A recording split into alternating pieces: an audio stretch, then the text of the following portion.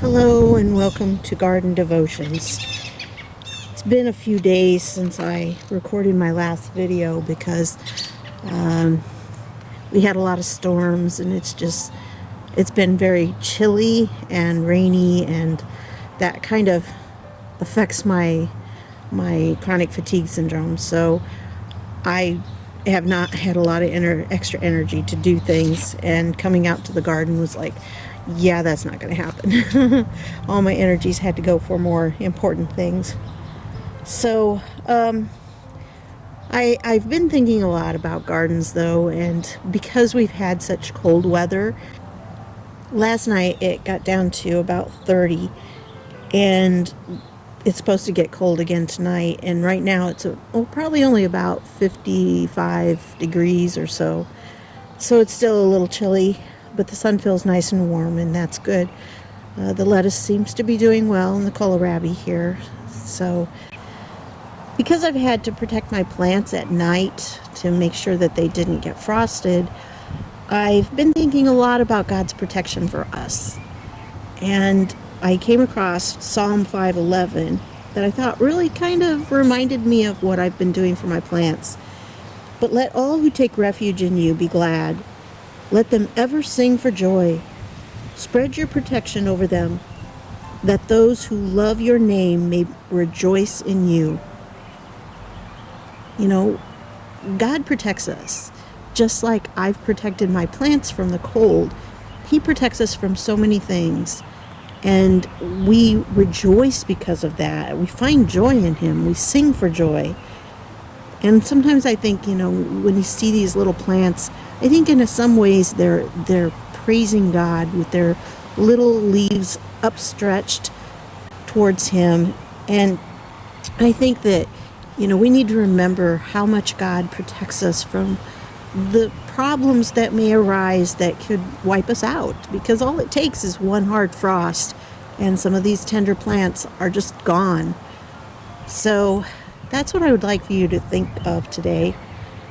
I'm going to give you a little overview of what's going on, if I can, before my battery runs out. First of all, I finally got to Lowe's and had a chance to pick up some elbows and things. I really had a problem because what I wanted I couldn't find, and I really wanted a Y, and I couldn't find a Y connector. So that means that I've got to figure out something else, because this right now, I do have the thing up, but that's how it's sitting there, so it's not going to last like that for very long. All it would take is one good breeze, or I have to jostle it a little and it's going to fall on me. But I did find it. I was a little hesitant to do too much because I wasn't totally sure of the size of my pipe. I had these, I drilled holes in them the first year I did them, because what I did with them is I put this down into the containers, because my containers were really dry and I needed a way of getting water down in them without pouring it on the top. And because that always made indentations and caused problems in the container because it's so small. So I got these pipes. PVC pipes are relatively inexpensive, so I got these and I cut them so that they would fit down in there, and then I used a funnel on top to pour the water in. It worked okay.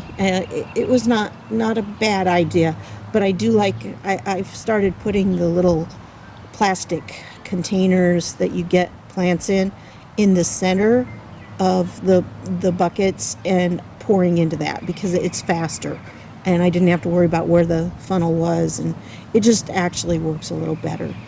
So anyway, that's what I was concerned, whether I didn't know exactly what size it was. So I did get the right size, yay. My memory's not totally gone, but and maybe I did that one backwards, and I just need to do it better here. Maybe I need to take that off and redo it. But here's what my plan is, if I can do this with one hand. Put this on here. Oh, yes. So here's what my plan is. I going to put it on here if it'll fit, and I can do that with one hand. And then I'm going to set it up in the corner over here. Push it down in the corner of the raised bed. I don't really need it too awful far, just far enough. And then this will set up on top. Hey, that actually does work pretty well when you get it the right direction. I just did this one over here wrong. I put it on wrong. But, so it should hold it on there fairly decently while that opens it up so I can get underneath here.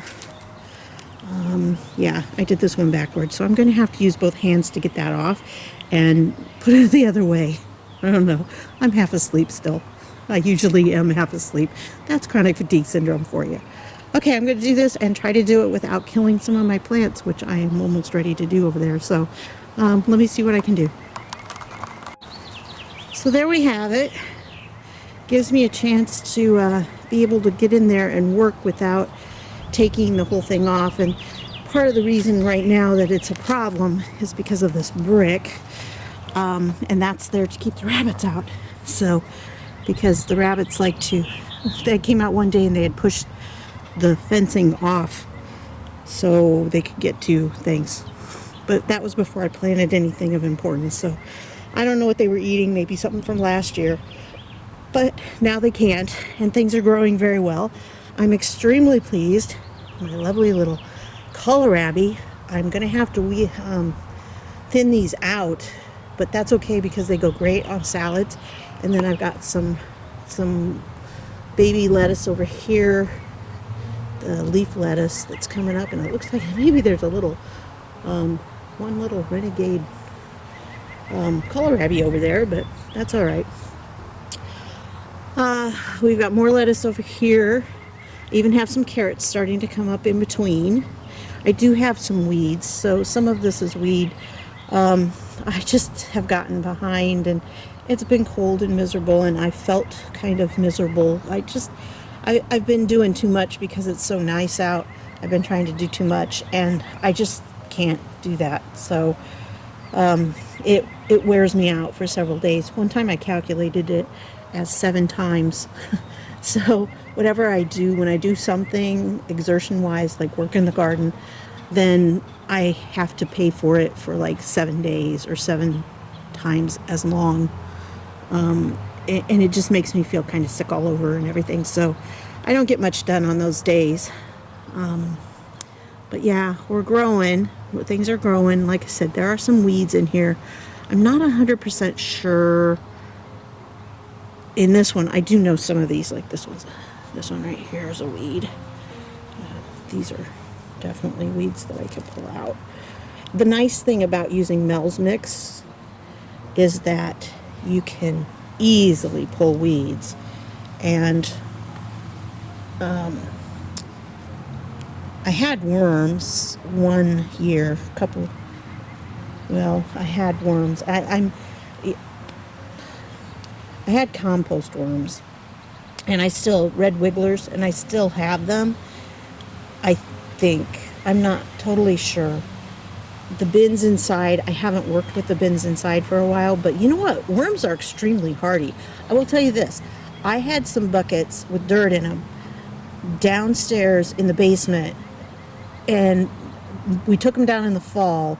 The next summer, I did not get those out. And I do have a wet basement from time to time, not real wet, but the water does come in. So there was some moisture that would come into the buckets, but I put no food in them at all.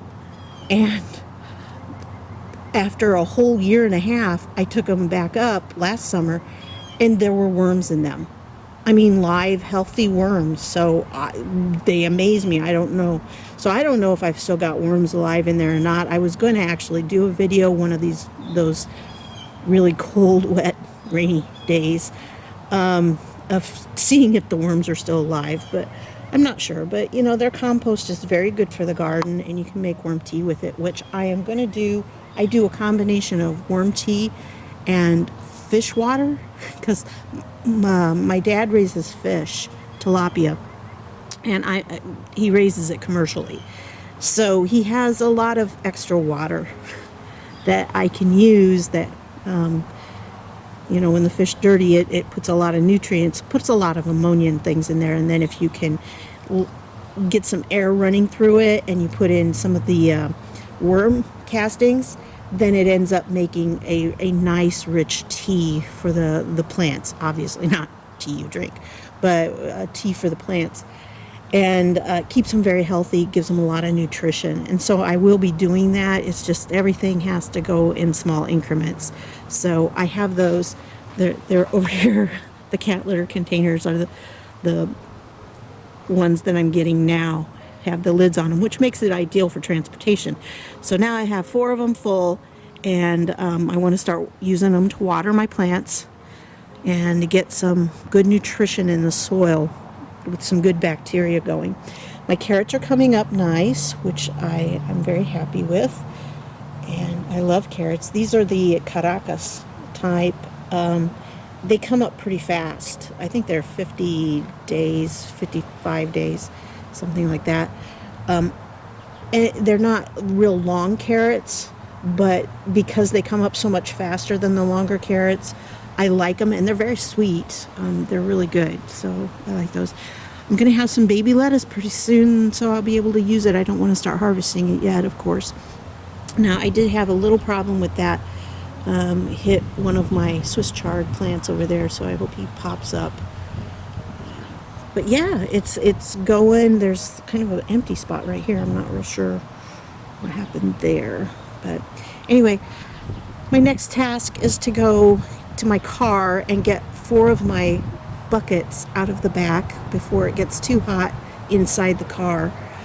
Yes, that's where 4 of my containers are right now, in the back seat of my car. So I'll do a video of that as I take them out and add it on to the end here.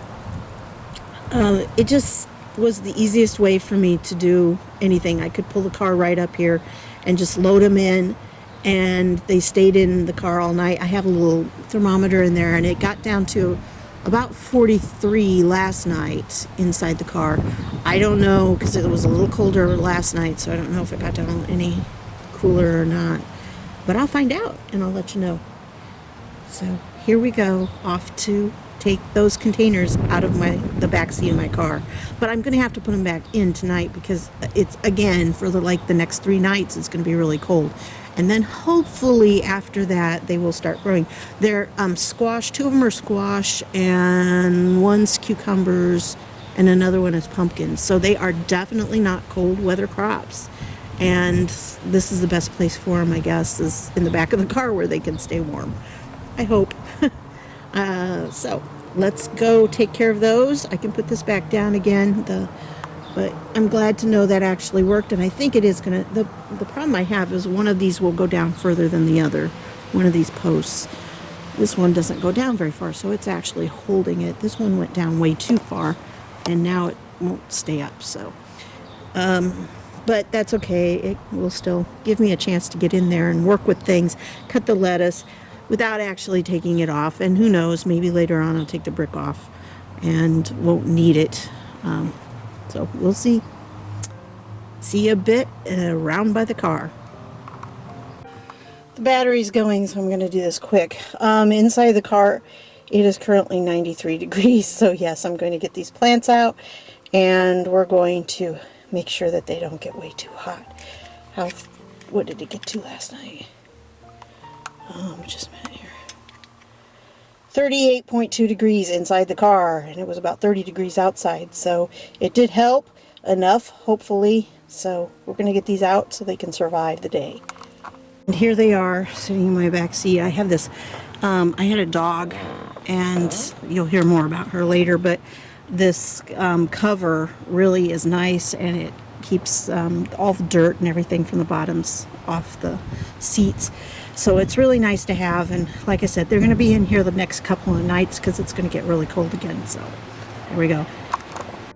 Well, the squash and pumpkin are doing well, but the cucumbers are not.